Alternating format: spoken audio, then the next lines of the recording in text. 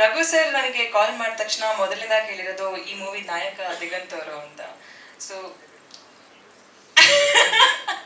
Okay, ನಾನು ಸ್ಕೂಲಲ್ಲಿ ಇರ್ಬೇಕಿದ್ರೆ ಅವಾಗಿಂದ ನಾನು ಗಾಳಿಪಟ ನೋಡಿರ್ಬೇಕಿದ್ರೆ ನನಗೆ ಒಂದು ದೊಡ್ಡ ಕ್ರಶ್ ಇತ್ತು ದಿಗಂತ್ ಅವ್ರ ಮೇಲೆ. ಆ್ಯಂಡ್ ಒಂದು ಹೀರೋಯಿನ್ ಆಗ್ಬಿಟ್ಟು ಮೂವೀಸ್ ಮಾಡ್ತಿರ್ಬೇಕಿದ್ರೆ ನಂಗೊಂದು ಕನಸಿತ್ತು ದಿಗಂತ್ ಅವ್ರ ಜೊತೆ ಒಂದು ಮೂವಿ ಮಾಡಬೇಕು ಅಂತ, ಅಥವಾ ಮೀಟ್ ಮಾಡಿದ್ರು ಪರವಾಗಿಲ್ಲ ಅಂತ ಅನಿಸ್ತಿತ್ತು. ಅಂತ ಒಂದು ಸಂದರ್ಭದಲ್ಲಿ ಚಾರ್ಲಿ ಇನ್ನೂ ರಿಲೀಸ್ ಆಗಿರಲಿಲ್ಲ.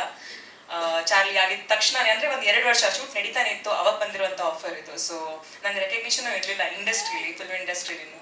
ಅವಾಗ ನನಗೆ ಸಿಕ್ಕಿರುವಂಥ ಅವಕಾಶ ದಿಗಂತ್ ಅವ್ರ ಜೊತೆ ಆ್ಯಕ್ಟ್ ಮಾಡ್ಬೇಕಂತದ್ದು ನನಗೆ ಲಿಟರಲಿ ಒಂದು ಕನಸೆ ನನ್ನ ಸಾಧಂಗಿತ್ತು. ಬಿಕಾಸ್ ಗಾಳಿಪಟ ಅಂತ ಮೂವಿ ಆ್ಯಂಡ್ ಅವರ ಮುಗ್ಧತೆಯನ್ನು ನೋಡಿ ನಂಗೆ ಅನಿಸಿತ್ತು ಇವ್ರ ಜೊತೆ ಒಂದು ಲವ್ ಸ್ಟೋರಿ ಮಾಡಿದ್ರೆ ಎಷ್ಟು ಸೂಪರ್ ಆಗಿರುತ್ತೆ ಅಂತ. ನಮ್ಮ ಕನ್ನಡ ಫೇಸ್ಬುಕ್ ಪೇಜ್ನ ಲೈಕ್ ಮಾಡಿ, ಯೂಟ್ಯೂಬ್ ಚಾನೆಲ್ನ ಸಬ್ಸ್ಕ್ರೈಬ್ ಮಾಡಿ. For more updates click on the bell icon. ನಮ್ಮ ಕನ್ನಡ ಡಿಜಿಟಲ್ ಮೀಡಿಯಾ.